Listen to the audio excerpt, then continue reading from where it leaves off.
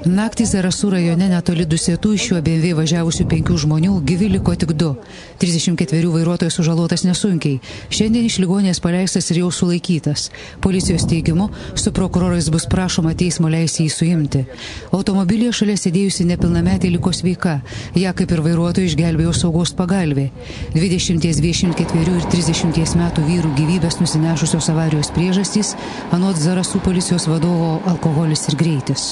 Greičiausiai bus neblaivumas ir kitas nelabai gerai žinojimas turbūt kelio vis dėlto ir be abejo greičiausiai šiek tiek didesnis greitis negu leistina.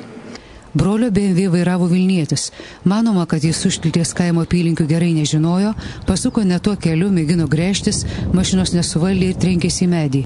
Smūgis buvo į automobilio šoną. Prispaustų žuvusiuosius ištraukė ugniagesiai. Žuvo Rokiškėnas ir 2 zarasiškiai. Pastarieji policijai žinomi, vienas jų teistas. Violeta Juzonytė, Egidijus Krikščiūnas, LNK žinios, Zarasai.